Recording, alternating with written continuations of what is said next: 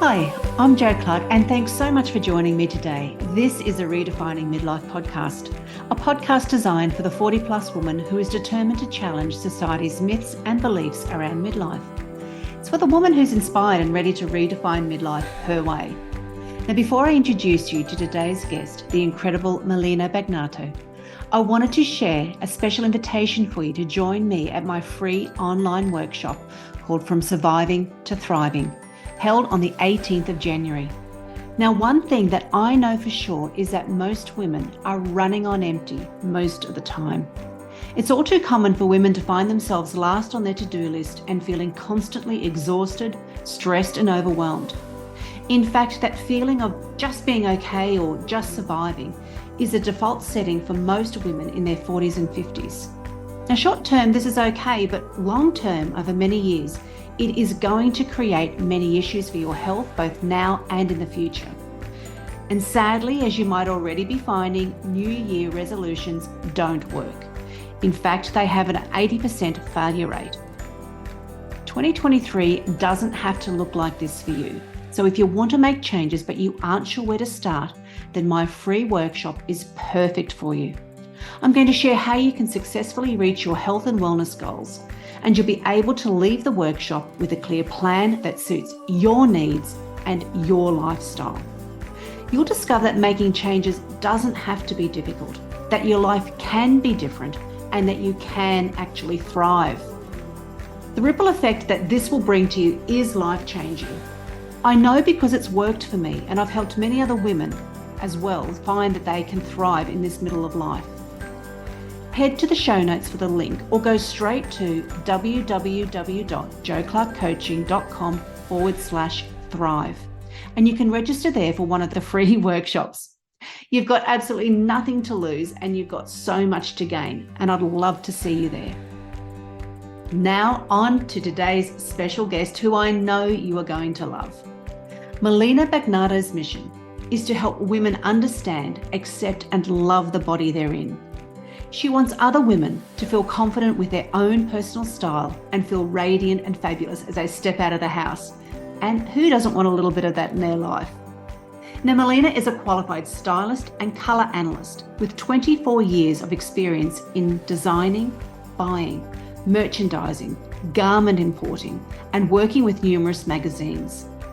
She was also the director, stylist, and buyer at Style Me Over, an online fashion business, for over 10 years.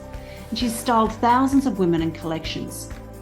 In 2016, Melina opened her bricks and mortar store, and during the pandemic, she actually grew her business 300% and grew her team to 17 women. Over the past 12 months, she's revamped her business as a styling and business coach, focused purely on serving women worldwide, both in person and digitally through her coaching programs, as well as working with fashion brands to help them elevate and grow into multi-million-dollar businesses, simply by sharing her tricks of the trade. Mel and I became friends in 2022, and I was drawn straight away to her gorgeous, magnetic personality. There is so much to Mel. Not only is she an incredibly accomplished businesswoman, she's also an amazing woman. And just like us, she's navigating her way through some of those messy changes and challenges that come as we redefine our middle of life. In today's episode, we cover a lot of topics. And as you'll discover, there wasn't much left off the table. You'll find more information and direct links on ways you can connect with Melina in the show notes. Enjoy our chat. Welcome, Mel. I've only come to know and love the amazing Melina recently, and I'm absolutely fascinated what the younger Mel was like, because I know Mel now as an early midlife woman. So what were her hopes and what were her dreams like when she was in her early 20s? Well, first of all, thank you for having me, Jo. It's a pleasure getting to be in your sphere. I just love your energy so much. So thank you for having me today. What was my younger? You know what? First of all, I'm still trying to digest the fact that I'm in my midlife, because when you ask me that question, I'm like, what do you mean? It's the same chick. I'm like, I'm still the same as I was in my 20s. So I'm trying to sit here and go, what was the younger one like? To be honest, I haven't really changed. I'm still very much the same woman as I was in my 20s, as far as my energy, my cheeky sense of humor, my desire to just be around people. And yeah, but if I have to really, really dig deep, I would say that I really haven't changed. I always knew that I was destined for something more, and I've always listened to my intuition. When I reflect back and I look at the relationships I broke up with, and even, my husband now, who we were boyfriend and girlfriend, I broke up with him. I was very much always about, I deserve better. I deserve more. I, and listen to my intuition. So I'm Mm. still the same chicky babe, just wiser and with a few more wounds. Yeah. Few battle scars. We all have that by the time we reach middle of life. Absolutely. Yeah. And anyone that says they don't are bullshit artists. Absolutely. I agree totally with that. Yeah, good on you. You can believe whatever you like to believe, but we know more. Now, as Absolutely. we heard in the introduction, your career to date has been totally devoted to fashion. So how did you decide that fashion was going to be your life's work? It's a really great question. It's not something I really was like, that is my life's work, but growing up in a fashion family, my dad is a menswear designer and has been for over 45 years. And I pretty much grew up around fashion. My childhood, as a baby in a bassinet, I was in my dad's workroom watching him sew. As a preschooler, I was at the factory climbing rolls of cardboard. I can still remember the smell of what the workroom smelt like for the patterns for the garments, the sewing machine sound. My school holidays were cutting things and making it. So I grew up around this fashion, and it's a bit like the mafia. Once you're in, you're in. You can't get out. And that's what fashion's like. And I decided, and I just loved it. I loved how my dad, I would watch, as a child, I grew up in a menswear store, and that's pretty much did my work experience there, the cleaning and the steaming and things that are, well, I don't know if young 20-year-olds do this anymore, but that's what, back in the Mm. day, you do for work experience. So you were more attractive as to be employed. But I just loved the way my dad would transform a man's confidence and the passion he had for it. So I just fell in love with that. And then the flip side of that is my mum. She wasn't in the fashion, but she was a hairdresser, and she took such great pride in the way that she put herself together. And I used to love the way she'd smell, and I loved the way she painted her nails, and she always had her face on and her hair done. So that fused with my dad's passion to help someone else feel good. I just fell in love with that whole concept of how fashion can make you feel good. Yeah, that's amazing. And did your father encourage you to pursue that career? Like, was he really behind you all the way, or go, no, get away from it, Melina, don't get into it? No, he never discouraged me, but he also, both my parents have always been, you do what you want to do. Thank God, because I'm not very good on a leash. But what I loved was that when I was 17, I said I want to work for your dad, because you think, oh, that's a good, cop out, or does someone work for you? And my dad said to me, I love you, but until you go and get work experience elsewhere, and then I see you as a good employee, you're not going to work for me. And at the time, Oh, I was a bit crushed, yeah. but it was good tough love, because I paved my own way, and I'm definitely not who I am because of where I've come from. I'm reading my dad's coattails by any means. Mm. So I love that it was tough love, but very much my biggest cheerleader now. Oh, that's brilliant. And as well, being not in your father's shadows meant that you could forge something your way. And that would, I imagine, not being in your shoes, but I imagine that would give you a whole lot of self-worth as well, going, I did that and I didn't rely on, the name of my father to get me to where I am. Absolutely. Yeah. Absolutely. I think I've seen, growing up, being around, I was around a lot of events. I was around a lot of fashion events. I was around a lot of business meetings. I was around a lot. I was exposed to so much as a little girl and as a teenager. And I really learned early on, I'd see whether they were rich kids or kids of designers or kids of own people. And I just saw that they just didn't have an appreciation for where they've come from, and the Mm. power of being your own person. And I just never wanted to be that person ever. That doesn't fulfill me at all. Yeah. Being known as someone else's offspring, or trying to just get something because I know someone. It's not, yeah, it's so much more self worth. Yeah, well, no wonder. And as a parent, you can see why he would be your biggest cheerleader now, because Oh, he's, absolutely. yeah, no, that's very special. Really He's really cute. special. He'll send like a screenshot of a post and go, great photo shoot. Or so proud of you. He's really cute like that. Oh, that's gorgeous. Now, we've found that for some people, COVID is a blessing in disguise. For others, it was the absolute opposite. But it was something that was very important for the growth of your own brand, Style Me Over. And did the sudden growth of your business take you by surprise during that COVID? It really did. Like everyone, the day, I'll never forget, it was March 19, and I heard on the radio that we're going into whatever was a lockdown. And I remember I was driving with my kids, I'd taken them out for the day down here in Victoria to the peninsula. And I was by myself. My husband was away for a boys' weekend, and my intuition was just like, how can we make this work? That's how my brain operates. And my intuition, as it's always guided me, was like, you need to get on live and talk to your community tonight because everyone's going to be really scared. And what you can offer is your positive energy. That's all I heard. And what I realized through COVID was I had something that I didn't realize I had and that no one else was giving.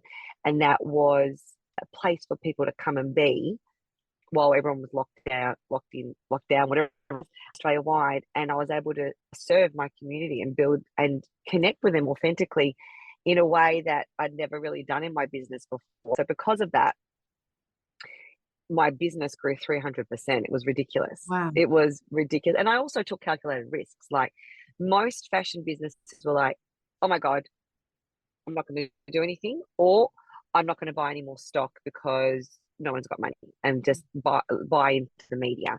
Whereas I pivoted and went, okay, everyone's at home. What do they need? Women are addicted to shopping and are addicted to feel good. It's a dopamine hit. So I'm now going to design a collection that they can wear at home that's going to be comfortable, make them feel good and affordable. So I pretty much changed my entire line. The prices were $20, $30 less. I bought smarter. I created differently. I took them on the journey. And I was so surprised to the fact that I couldn't keep up. And whilst it was amazing on one hand, and I had someone that I knew that kept, taking passive aggressive swipes at me, like, well, at least you can stay open. It was like, I felt like saying, bitch, it's much easier to stay home and like be sorry for yourself than me trying to save my business and save the families that are connected to it, because I couldn't get a subsidy from the government because I was still turning over a certain amount of money, which wasn't going to be enough if I didn't do something. So it took me by surprise. Yes, it was amazing, but I actually couldn't keep up. And then I ended up having to hire an extra 8 people. And then that meant more people to manage as well as homeschool. Yeah. It was chaotic. And that's what led me to be burnt out by the end of it. So I was very surprised. I'm very grateful because more than anything, I was able to connect with more women than I ever have before. And I still have women stop me in the street and say that I helped get them through COVID. And that to me is worth more than the sales that I did. Oh, that's pretty special to hear that. Oh, yeah, that's why I do what I do. Yeah. Yeah. Oh, and you sort of started to in your explanation just then, take us into the next question I'm going to ask you. So how was it for you juggling the demands of your business combined with the demands of your everyday life? So not only are you a businesswoman, you're a mum, you're a wife, and you're a friend to many. So how did you manage in that time of trying to piece it all together? I think adrenaline had a lot to do with it when I look back, and I am an adrenaline junkie. So for me, I got really turned on probably through COVID, where I was like, yeah, whoa, how do we do this? And I am that sort of person that you push me against the wall, I'm going to come at you like a bull. Whereas things that are a little bit more like, oh, maybe I could do that, I'm probably a little bit more unmotivated. Whereas I was like, I didn't have a choice. So I found that this mantra helped me through the whole time. And it was, I am the phoenix that rises from the ashes. That was what I literally would chant to myself. I would chant to my team. And I was like, I'm rising from the ashes. And so I literally lent into that energy. And I was like, I can do this. That's all I kept saying. So how did I do it? I was working crazy hours, like crazy. Not something that I would recommend, but that's how I got through it. I would homeschool during the day, and then my husband would put the kids to bed when he'd get home because we were still able to work because of our lines of business. And then I would start working at 8 p.m. and work till 3 o'clock in the morning. Oh. And yeah, I would literally be smashing out stories, talking to suppliers because they were up till midnight as well. I'd be writing my emails to my staff, my directives, and then I would be up by 7:30 and doing it all over again with like calls in between. And it was really, really hard. I think that, friends, um, Zoom was really fantastic in sending messages. I am the queen. I love the queen of generosity. I love giving. It makes me feel really good. So I would send a lot of food via Uber to friends, or if Oh, someone got COVID, I would send them a meal, or like I'd send my parents. One day I made paella and we had like paella together with Zoom. So I'd find joy in different ways. I don't think I've ever been so drunk in my life with my husband during COVID. I think I actually got to the point where I was physically sick 3 times from just drinking way too many cocktails some nights, but we had the best time. So we just found the joy amongst the chaos. And mm. like anything, can't get too much of a good thing for too long. Again, the burnout came and it came on thick by the end of it because your body can't sustain that sort of lack of sleep and adrenaline rush. Mm. Yeah. But I did it. That's for the first thing when you started saying, and then you gave that timeline. I'm going, that is not sustainable. And this is from someone who gets into bed at 9 o'clock, and I think that's a late night.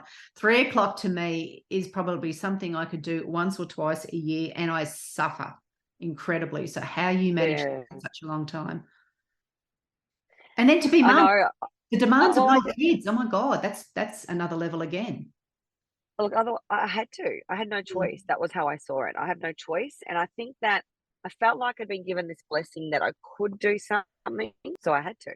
The fact Yeah. that I could help women feel good Mm. um, through my stories. So I was doing live sessions, through just jumping on and talking about self care, through the clothes that they would send them. I would put like tea bags and lipsticks and glitter, all just spreading joy everywhere.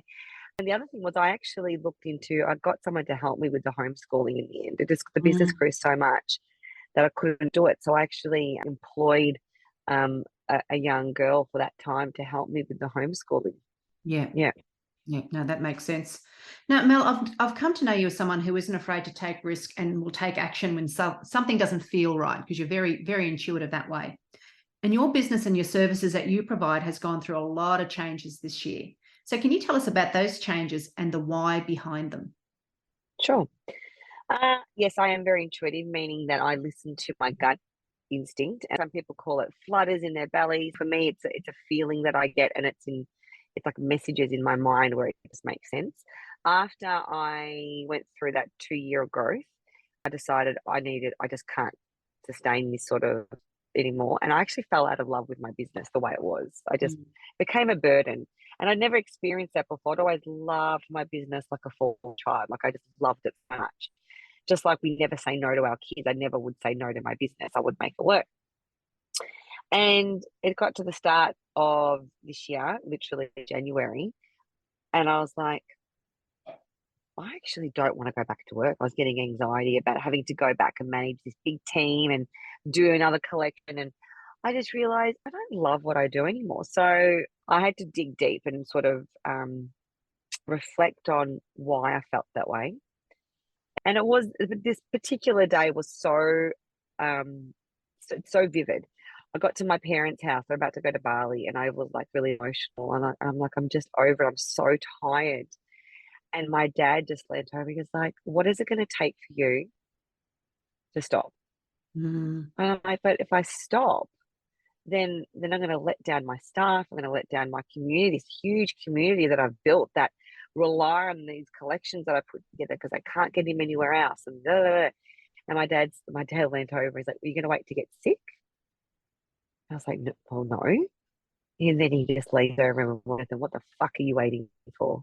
And I was like, and my mum looked at me and she's like, "What are you waiting for?" And I just got goosebumps. I was like, it's like I had my parents' approval. Not that I needed their approval, but they've always been so strong in my life as leaders, and they are so successful that you think, well, what I didn't want to give up. So that then led me on this massive spiritual journey this year to go, well, what is it that I love? Am I just tired? Am I going to regret it? Blah, blah, blah. This was only like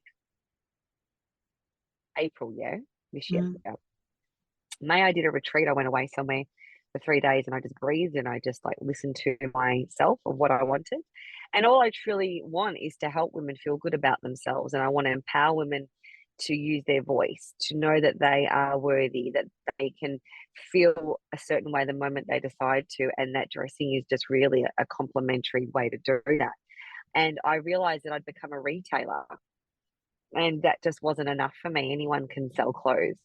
I'm more than selling clothes. So I literally ripped the band-aid off. By July 30, I had moved my lease over to an ex-competitor. I had made redundant 18 staff. That was the hardest thing of it all. Like That would have that been. was all had to learn how to do that with a HR coach. And yeah, it was really emotional, but I knew in my heart that I was doing it for the right reason. And that is for me to have more work-life balance. My children are now nearly 12, nearly 9 and 4. And I've given a lot of years to my business, which meant a lot of not present time with the kids. And I'm a very hands-on mum. So I just wanted more as far as work-life balance. And I wanted to be able to work with my clients, my women in a more deeper connected way like I had initially when COVID went into lockdown. That really turned me on. And we just got too busy. So my why is that I want I want to have more balance in my day-to-day life and I want to make a bigger difference in women's self-esteem and not just sell them clothes. Yeah. And I love that being your mission, to help women to understand, to accept, and to love the body they're in. And because Mm, the body dissatisfaction. the ever changing Yes, body. and that's it. The body dissatisfaction just starts to almost get to its peak when you get into perimenopause for a lot of women, not all women, but for a lot of women, because all of a sudden they're now fighting with their body. It's as though they don't know their body anymore. It's changing that much. Their shape changes. They might be putting on some extra kilos, or they're getting older and they can't wear the fast fashion anymore. And they're just seeing themselves in a different light. And that, for many women, and at times I definitely go through it from time to time, where you go, I'd love to wear that, but yeah, I probably can't anymore. Or, things, I don't have a waist like I used to anymore. Or, Yeah.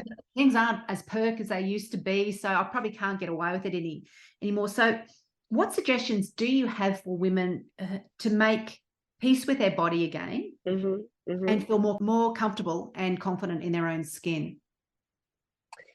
I think the first thing is to look in the mirror and make friends with her.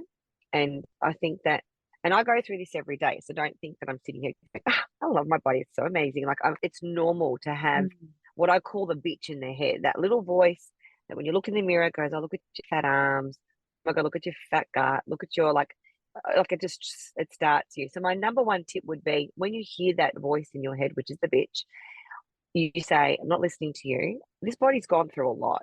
She carries me every single day. And if you've had children, be grateful for that.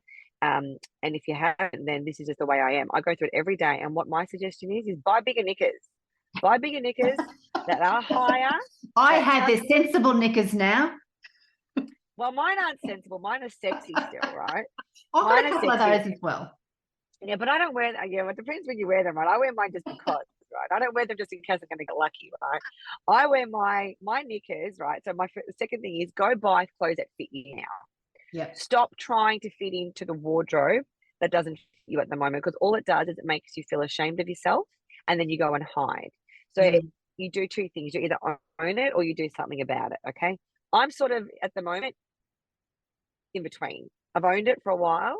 Now I'm over the rolls and the fact that I've got like a bit of an upa, the upper punani area. So I'm like, okay, I haven't really exercised. Let's try doing that. So now I'm doing something about it. So managing the self-talk and the mindset in the mirror, number one, and telling the bitch to go away, not welcome, and be grateful for your healthy body, because there's a lot of women that would love that. The second thing I would say is to buy clothes. And if you can't afford them at the moment, that's fine. Buy affordable interim pieces, like a new pair of jeans that fit, the right top that fits. Shirts are really fantastic. You can wear them in a lot of sexy ways at the moment. Shirts are my best friends at the moment. And buy underwear that fits you. So I've gone up a full bra size. I've gone up a full knicker size. I've actually started wearing G-strings for the first time in like 15 years, because they actually are more complimentary on a curvier, bigger bottom, which is what my shape is. I'm a pair. And I've gone for high-waisted ones. So I get that it tucks in a little bit of the oopa, but I still feel sexy. So hang on, what do The you call other an oopa? oopa, your upper punani area. Right. Okay. Yeah, Yes. we've all got one, Oh that yeah. that Yeah. that, Yeah. Yeah. that nice, that nice puffy bit. Mm, Um, the third thing I would suggest is really thinking about how you want to feel in your wardrobe, not how you think you should dress because of age or because of your ever evolving body, but more so how you want to feel. So I believe that you can feel anything you want to feel, not not dependent on your age. So I'm 41. I still want to feel sexy. I want to feel sophisticated, and I want to feel edgy. And then I make sure that my clothes represent that for how my body is at the moment. mm. How do you get So, the confidence piece though? Because you're someone who's always probably worn clothes that might be sexier or more out there because fashion is your is your jam. So what about somebody who is trying to find their style? Who hmm what do you suggest? Is it really in your head? Is it trying on different clothes and seeing what makes you feel good? But you still, yeah, I suppose it's no man's land sometimes because again, maybe this is the self-talk that you've got to bloody slap out of the way. It's just that there's so many clothes out there that are designed in reality for a young, early Yep. 20s or late teenage woman, and not Yes. so much. And then you see some of the frumpier stuff that's on offer for older women, and you kind of you're never going to be there. You don't want that, but you can't. Yes. Yeah. So how do you It's a find that really style? It's a really great question. And how I would answer it this way is number one is don't look at the sizes. So, for example, I Uh, bought a slip dress the other day and I went up 2 sizes to a size 14. And I'm not a size 14, I'm a size 10. I'm a 10 to 12. I'm like an 11 at the moment. So, the first thing is to not remove any emotional connection to what the size is because you've got to remember with fashion, the brand decides what sort of woman they want in that brand. Okay. So a lot of brands, unfortunately, will say we want petite younger women or we want a petite shape. Right. So they only create styles that fit that shape. But then you've got someone that might be in their 50s that are like, hold on a second, I still want to feel sexy and beautiful. I know I am, yes, my body's changed, but I don't want to be wearing goddamn Noni B or Millers just yet. Like I mm, want to be wearing something that makes me feel sexy and beautiful. So then you need to go, okay, well, what do I feel good in? Not what is the trend and not what are my friends wearing, but what makes me feel good. So I learned a really long time ago before I became a personal stylist that I feel really great in jeans. Jeans are my thing. Okay, they're fitted. They make me feel like I've got a happy ass. They lift my bum. They're nice and tight. I feel secure in it, and I love a cami because I like a little bit of cleavage. So I then will work my wardrobe around that combination, either with shirts or camis or blazers. So then I can then create a mix and match wardrobe. But if you're someone who loves dresses, then you need to look in your wardrobe and say, okay, do these dresses make me feel the three words that I want to feel? Or you might go, I love dresses, but why do I have a shitload of skirts and jeans? I need to go buy dresses. So it's about understanding what makes you feel good. Because years ago, when I used to party in my 20s, I had a group of girlfriends, they're still my girlfriends, but they're all really petite. They're petite in height, they're petite in size. And they all wore these really little girly feminine skirts and dresses, and they were in fashion. I thought, I probably should wear that too, because that's what you think you need to do. You mm, follow a trend because you want to fit in. That's what we do. You can say you don't want to, but we do. We want to belong. And I never forget being this one particular night, being out, and I just was so uncomfortable in my own skin. And I was like, why do I feel uncomfortable? I look great. I bought a new outfit, and I realized I don't know how to dance in little skirts. I'm too ballsy for it. I'm too edgy. And I was like a stunned mullet standing at the bar, leaning over, trying to work out which leg to lean on in a little I just realized in that moment, this is what women do. We mm, wear things to fit in and we don't feel ourselves. So mm, that's why I designed a process in my business where when I style women one on one, the first thing I ask, and more to your point of how do you feel confident, is how do you want to feel when you leave the house? You're at the front door and you're about to leave. What are three words? And it's an emotion. It's never about if I was younger, if I was more beautiful, if my hair was longer. None of those variables matter. It's how I want to feel. So I always ask myself that. And you can have different types of emotional profiles, but my main one is always I want to feel sexy. I want to feel sophisticated, and I want to feel edgy. And then I will dress that up and down, no matter what. Someone else, it might be I want to feel feminine and classic and sophisticated. Well, then you need to be having shirts and blazers and maybe a little bit of floral in there. And then when you wear things that make you feel good and they fit in the right size, you're going to be confident. Yeah. The confidence comes from feeling good in your body. Yeah, makes total sense. It's actually quite simple when we stop trying to make it be that you need to be the loudest person in the room, the one with the perfect hair, the one that looks like schmick and, you know, like someone off an Instagram post, because that's not confident. Yep. Confident is feeling really comfortable and unapologetic in your own skin and giving 0 Fs what anyone thinks, because you feel good. Yeah. Yeah. Well, I hope when different women are listening to this and they think about those 3 words every time that they walk out of that door, how do you want to feel? Yeah, that's a great message. Thank you. Yeah, how you want to feel. That's all that matters. Yep. So Mel, not only has your business gone through changes, you've found yourself now going through changes brought about by entering the middle of life.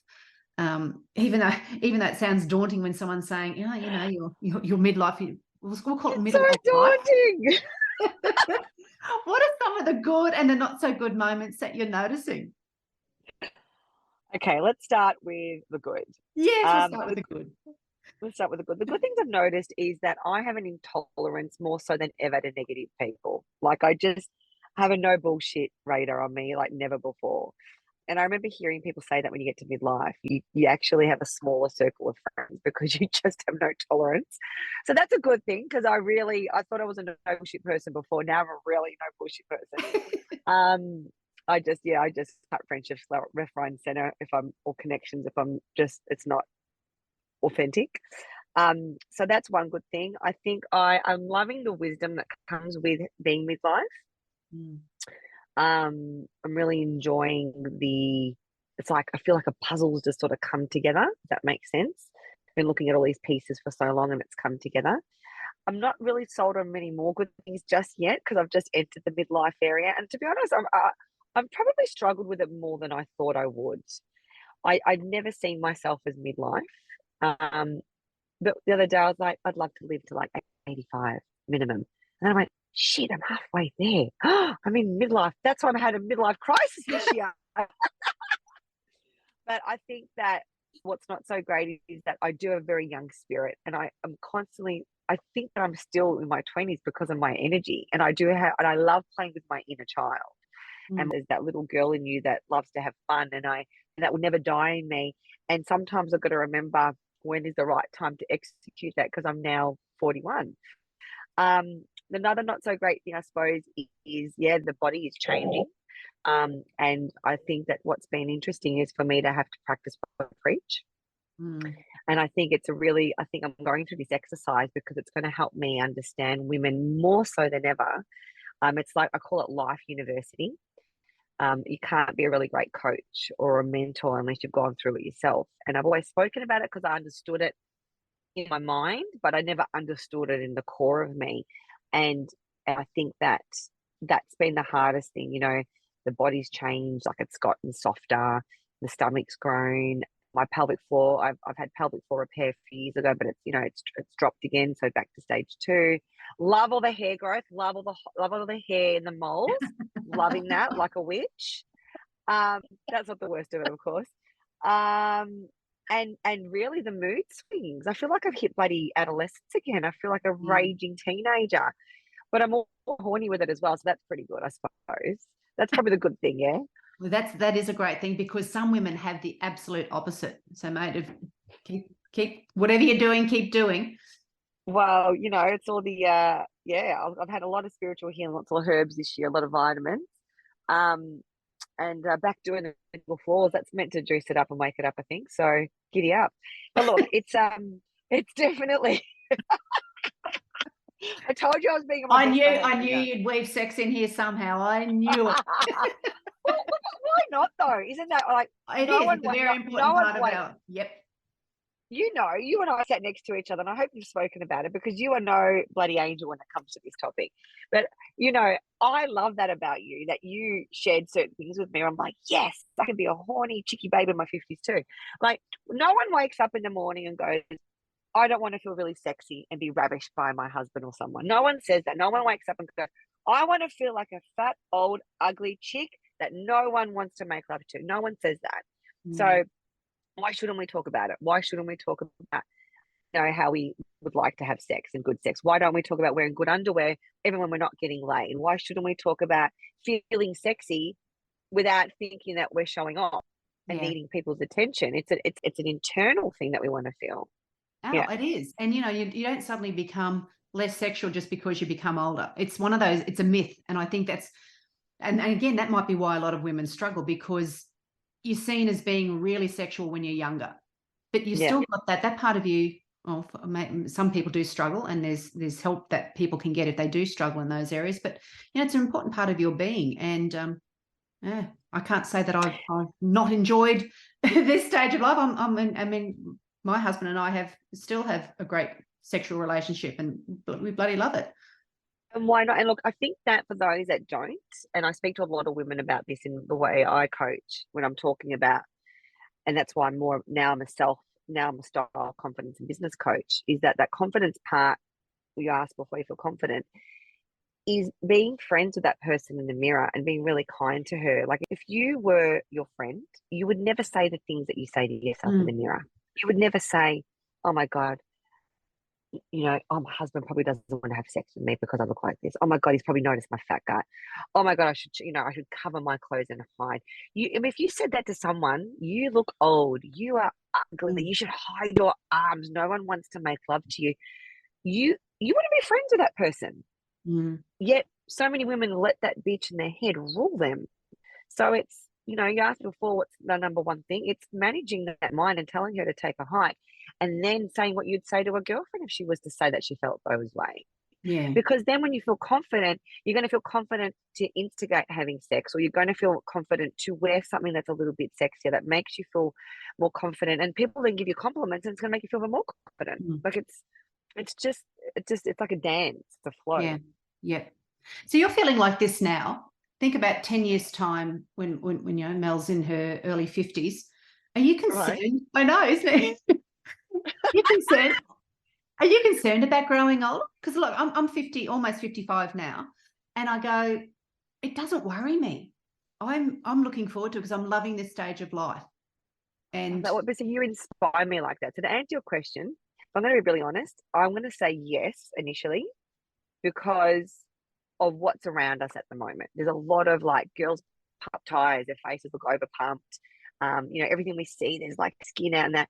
And the other day, I was like, I have Botox on my under eyes and my forehead, makes me feel good. And the other day, I went, at what point am I going to stop? Like, at what point am I just going to embrace it? My husband hates that I have it done. He's like, just age with me. And I'm like, and it was a really good lesson because I'm like, and this is again why I'm going through this life university myself, because at some stage, I want to be able to say, okay, this is it now. We're just going to roll with the punches. And my mum is a really beautiful example of that. My mum is natural. She's beautiful. She does say, her own story of how hard it is to look in the mirror and see that you've aged and your arms are wobbly and whatever that she has cited. But I am a little bit, I don't think I've probably thought about it long enough, if that makes sense.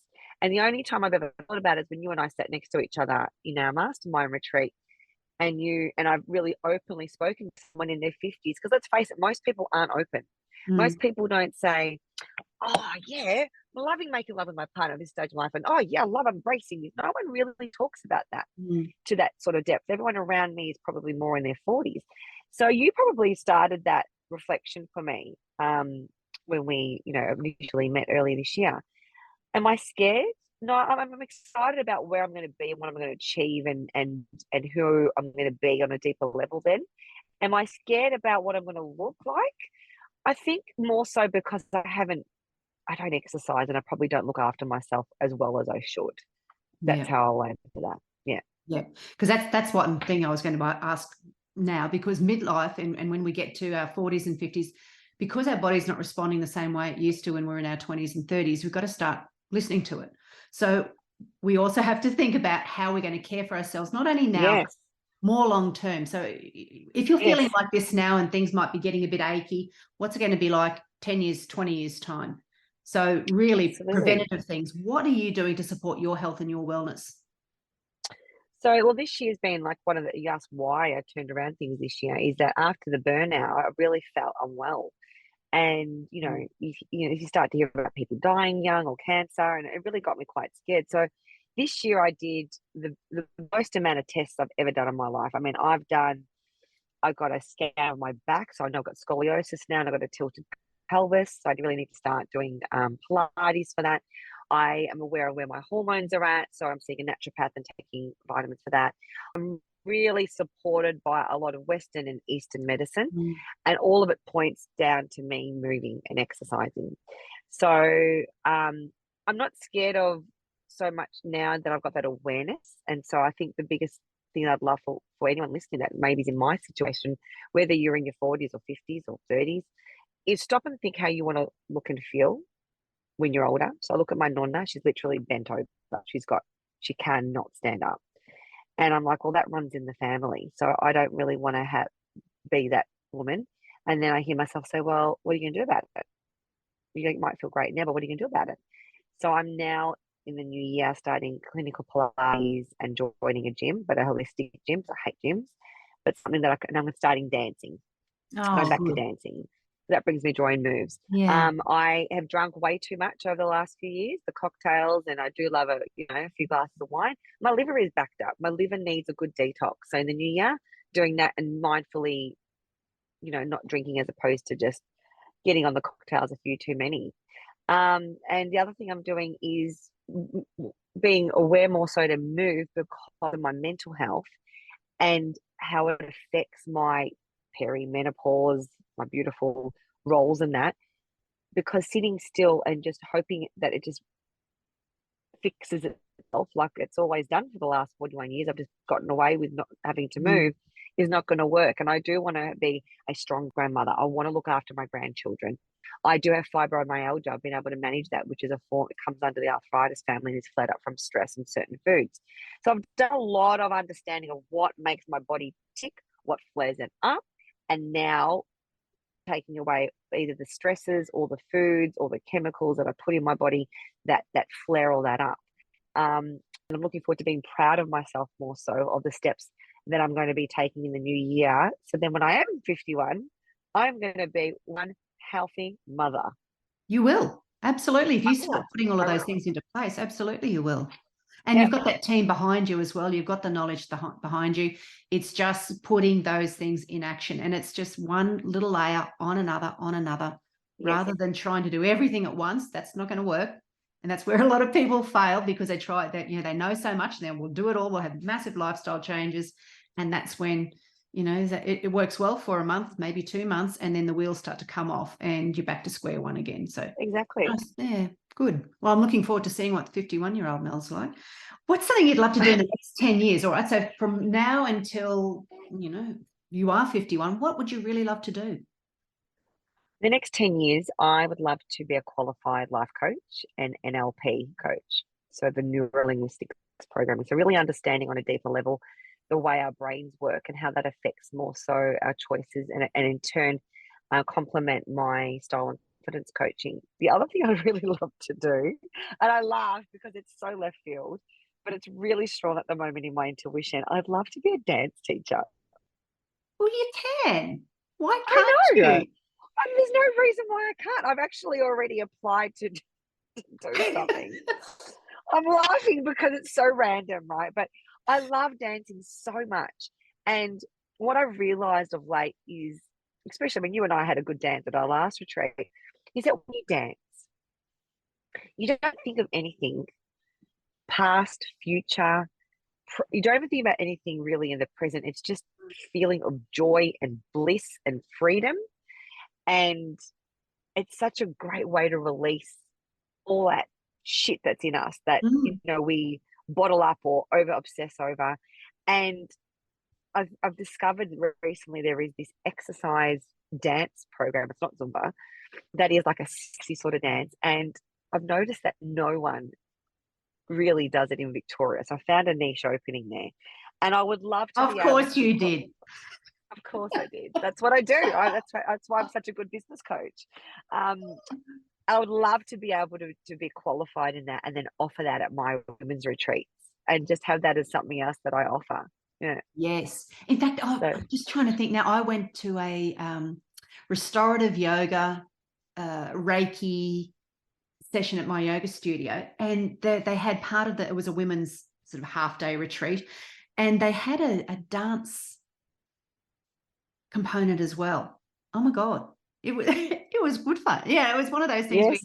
moving your body to certain ways. You feel a bit of addiction when Yeah. you first started, but it was great fun by the end, and everyone was a bit, maybe one or two weren't quite as self-conscious, but majority of people were being fairly self-conscious at the start. And by the end Yes. of it, there were arms and legs and Yes. spinning around. And that's the thing, again, it's worrying what people think. Yeah. And that's what stifles anyone's confidence. And especially as you go into the change of life, caring what people think of you. Whereas, when we don't care, it sets us free. It just sets us free. And I feel like dancing does that for me. I saw it does that for you. And I think that when women, like, we actually, don't you think a lot of women forget how to move their body? Like, I remember growing up as a young girl, I'd see I call them wog chicks. I can say that because I'm Italian, but we'd go to the wog dances, right? And they'd all do the same dance. It's like the side step, click, side step, click, side step, click. And I was like, that is so not beautiful, right? It was like they forgot how to dance. So I'd love to be able, in the next 10 years, be able to remind women to dance, and you're never too old to, and also be a qualified life coach. So then, be able to merge all that together. Excellent. And help women on a deeper level. Yeah. Well, I wish you luck with that, and I look forward to seeing where that takes you, because it's obviously something. Every time I start to talk to you about that part of things, and you start explaining what you'd love to do, you get really animated. You can see it in your face and in your hands. Do I? Yeah, no, it's great to see, because that's whenever you start to interview people and talk to people, you can see when something really lights them up. It overtakes their whole body and their being. It's great to see visually. So for those of you who can't, obviously it's an audio that everyone's listening to, but it's just watching you now is terrific. So Mel, who are your role models that you look up to? Is there someone in your family or in your community that you go, really look up to that person? I don't have just one. I don't think it's as easy as that anymore, like a cookie cut. But certainly my dad is a role model from a business point of view. He's been in business a long time, and the reputation he has here in Melbourne is just, it still blows me away. Like, we're at an event with big names that will come up and say to me, "Oh, your dad's like so amazing." So he's got this amazing reputation, and I think he probably is my biggest role model in saying that, because he really teaches me that doesn't matter how big you are or how well known you are, that you always stay humble and you treat everyone with respect, and that all we want as humans is to be seen and to be acknowledged, and he does that to people no matter who they are. My husband is probably a role model of mine. He's like freaking Gandhi. He's just so calm. I don't know how he does it, but he's so calm, and he doesn't let little things bother him, and he's so freaking tidy. It does my head in. Like, I just wish I actually strive to be like that a bit more. But I've got that fiery Italian side of me, but it's also where my passion comes from. So, probably those two, if I have to think of two main ones. But, of course, like I said, I've got inspiration there'll be elements from my mum, there's elements from girlfriends. And recently, I know it's a long way to answer a short question, but lately I've been interviewing my girlfriends, and I didn't realize I was interviewing them. But it's a part of this wanting to know more and be able to improve the way I operate, and also be able to offer that to my community. I've been interviewing them, like, so how do you tell me about your living cupboard? How do you do that? And how do you do it in the morning? Like, how do you manage the kids in the morning, get out of the house? And how do you, and I'm finding, like, you don't ask your friends questions like that, right? But through interviewing my girlfriends and really getting to understand the way they operate, I'm feeling really inspired by different elements to create my own and be, inspired by the way they do things. Mm. So it's a real mix, but the main ones I'd say with my dad and my partner. Oh, that's lovely.